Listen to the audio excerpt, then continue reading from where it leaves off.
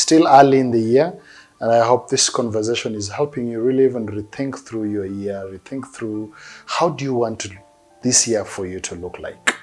And even as we talked about change, and change is something we can't avoid, I think you'd rather plan for it and face it intentionally rather than wait for it to hit us. And when we have nothing to do, we just have to yield to it.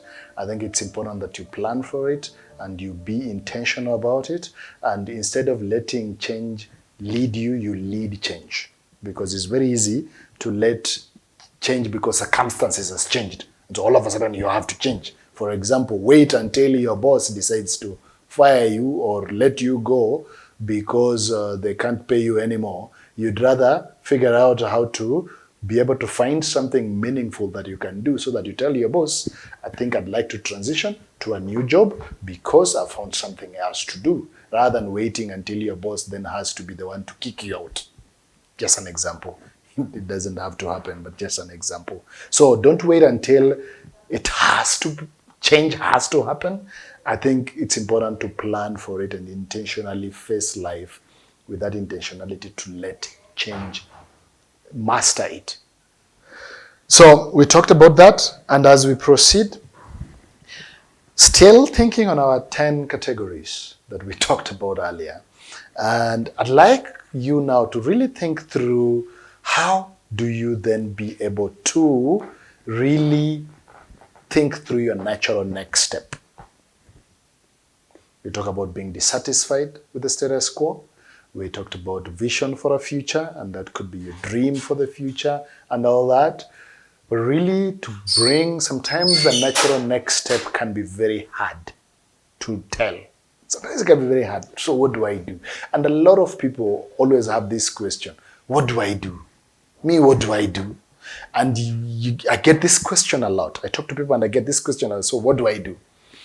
And it's very important to really don't just remain at what do I do and you're blank, but ask yourself that question, what do I do? And work towards finding out what do you do about your situation. And one of the ways, I remember when I was going through coaching, and I went through coaching, my first time to experience coaching was 2016.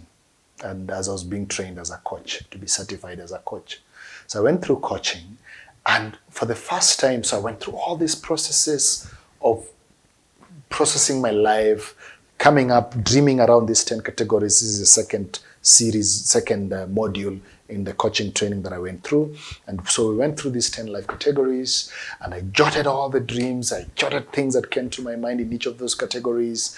But then the next thing was to do the hardest thing at that point for me, was to come up with a goal for each of these categories. Come up with a goal. And it was hard. It was really hard. But before that, what I had to do was to ask myself, and that is where the change conversation we had last time is very key, was to ask myself, what do I prioritize to focus on right now? And so I had to process that and ask myself, okay, based on where I am right now, what are my priorities? So I had 10 categories of my life to address, but I had to narrow down. And you can't have more than 3 priorities at any given time. Because if you have more than 3 priorities, you'll probably not do it. You'll probably not do anything about it. So you need to ask yourself, out of the 10, how do you settle on what do you want to prioritize? Now, you could use the change question we looked at and ask yourself, what am I the one that you're fully dissatisfied about, and say, I'm not happy with this. I need to do something about this right now because I'm not happy about it. I know where I am supposed to be. I know where I'm supposed to be.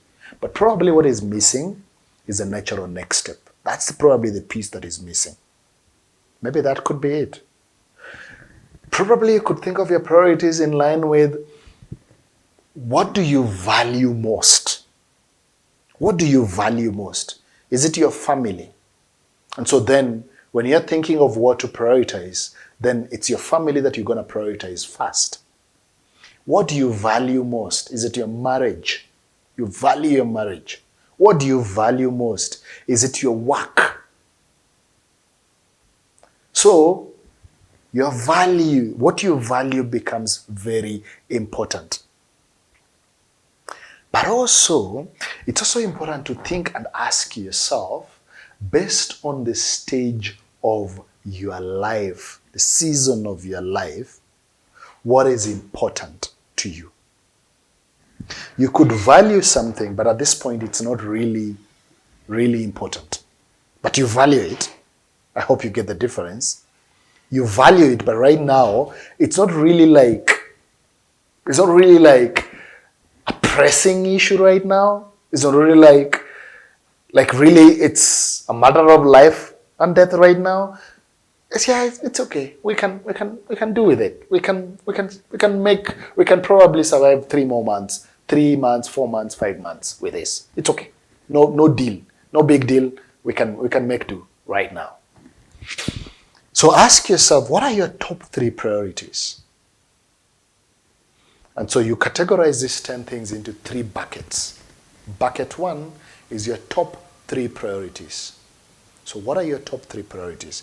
And I remember for me during that time, my top 3 priorities was 1, because it was a season I was transitioning. It was 2016. I was transitioning from the work I was doing with the young men in the slums, getting into this Africa Youth Leadership Forum conversation. I was also being coached and I was being trained as a coach. So what was priority to me at that particular time? There were 3 things. Top 3 things. Personal development. Second thing for me was marriage. And then the third one was my spiritual life. So those were in my top 3. Now, I was going to pay my first attention to my top 3. When I have done something about my top 3, then I had another bucket with the next 3. The next 3. So my next 3 was family, and then there was ministry, and then there was finances. That was on the next 3.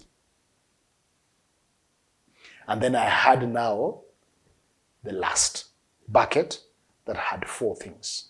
Now, life is not linear, so don't think like it has to be a linear thing, but I'm just giving you some insight that probably could be helpful. So you'd look at your first bucket, which is your top 3 priorities, based on the stage of your life, based on what you value, based on what you're dealing with, based on your dissatisfaction and your vision for a future. You've probably narrowed down to your top 3. And once you do that, pick one of them and come up with a SMART goal. SMART goal. You probably have heard this said repeatedly many times. SMART goal, SMART goal, SMART goal, SMART goal.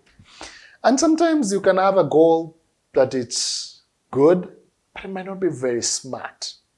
Some people make it complicated, say smarter, whichever way, I don't know. But for me, just find a goal that you can actually derive motivation and wake up in the morning looking forward to work on. That's what I mean here. Now, whichever way you define it, that's you, it's your goal. So look at it, and look at each of those categories and develop a SMART goal for each. And look at what is that SMART goal? And a SMART goal, just for the sake of anybody who's wondering what is a SMART goal, it has to be something specific. It has to be very specific. That it's very specific to the point that you can clearly describe what it is. Don't just leave it vague. Let it be concrete. I want to be able, this is for example, something specific. I want to be able to build my house by August, my 3-bedroomed house by August of this year. I want to build my 3-bedroomed house by August this year. Now, I'm talking about specific thing. It's a 3-bedroomed house. Specific 3-bedroomed house. Now, you can define it further depending on how you want to go about it. But for my case, I think the 3-bedroom works well as a specific thing. It has to be measurable. How do you know when you achieve it? How do you know when you accomplish it? It has to be attainable. It's possible, it's been done. Is it something that is possible that can be done? Or is it something just unrealizable? But can it be done? Is it relevant? That is R. Is it relevant? Is it relevant to you? Is it even important to you? Is it even of value to you?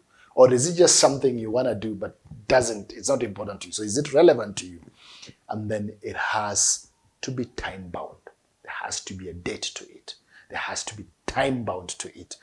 Until you have that, sometimes we might just fall into things. And falling into things probably is not what you want. And you don't want just to be someone who just falls into circumstances, falls into things like by chance. But you want to intentionally live your life. And so, think of the SMART goals.